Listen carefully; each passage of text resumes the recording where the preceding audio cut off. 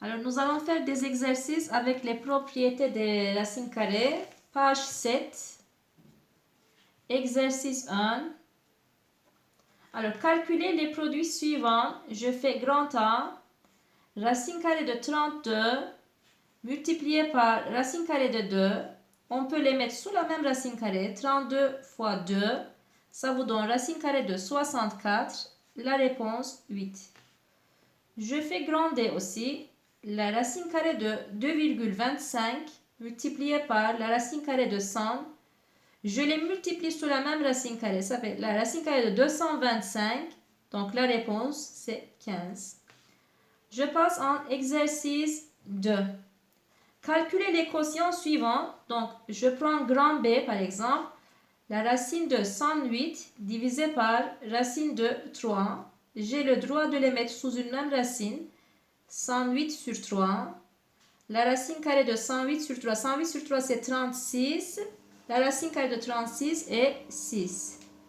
Je fais C, racine carrée de 64 sur racine carrée de 100. Donc ici, je ne vais pas les mettre sous une même racine carrée parce que je connais les réponses. La racine de 64, c'est 8. La racine de 100, c'est 10. Je simplifie, ça fait 4 sur 5. Je passe en exercice 3. Calculer les produits suivants. Je fais B. La racine carrée de 7 sur 4 multiplié par la racine carrée de 28. Je vais les mettre tous sous une même racine carrée. 7 fois 28 sur 4. 4 et 28 se simplifient. J'ai la racine carrée de 49. Réponse 7. Je fais grand D. La racine carrée de 4 sur 3 fois la racine carrée de 3 sur 4. Je les mets ensemble sous une racine carrée. 4 sur 3 fois 3 sur 4. Il se simplifie. Sous la racine carrée, il reste 1. Racine carrée de 1 est égale à 1. Je passe en exercice 4. Écrire les nombres suivants sous la forme a racine de 2 avec a un entier positif. A racine de 2. A doit être un entier positif. Alors, a est élément de z plus entier positif. Alors, a égale racine carrée de 50. Donc, 50 c'était combien? 25 fois 2. Donc, ça vous donne 5 racine de 2. Après, je fais C par exemple, la racine carrée de 72. 72 c'était 36 fois 2, donc ça vous donne 6 racine de 2. Je passe en exercice 5. Écrire les nombres suivants sous la forme a racine de 3 avec a un entier positif. Alors, on va écrire sous la forme a racine de 3. Je prends grand B, la racine carrée de 48. 48 c'est 16 fois 3. Donc la racine carrée de 16 c'est 4. 3 il est resté sous la racine. Ensuite, je prends D par exemple, la racine carrée de 147. Alors 147 c'est 49 fois 7. Donc la racine carrée de 49 c'est 7. Il sort dehors, 3 il reste sous la racine. Je passe en exercice 6. Écrire les nombres suivants sous la forme a racine de B avec a et B, deux entiers positifs. Je fais a, racine de 20.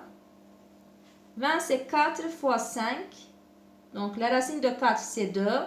Sous la racine il reste 5. Je fais C, la racine carrée de 450. Donc 450 c'est quoi? C'est 225 fois 2. Donc ça fait 15 racine de 2. Je passe à la page 8. À la page 8, exercice 7. Voilà, dans l'exercice 7, écrire les nombres suivants sous la forme a racine de b. Donc toujours a racine de b avec a et b, deux entiers positifs. Donc ils sont choisis dans z+. A égale 4 racine de 12. Donc ça fait 4 fois 12, c'est 4 fois 3. Donc ça fait 4 fois 2 racine de 3. Donc ça vous donne 8 racine de 3. Je fais D. 1 tiers multiplié par racine carrée de 450. Donc 1 tiers, racine carrée de 225 fois 2. Donc ça vous fait 1 tiers de... La racine carrée de 225 c'est 15. Sous la racine il reste 2. Donc qu'est-ce que j'ai? Je simplifie 5 racine de 2.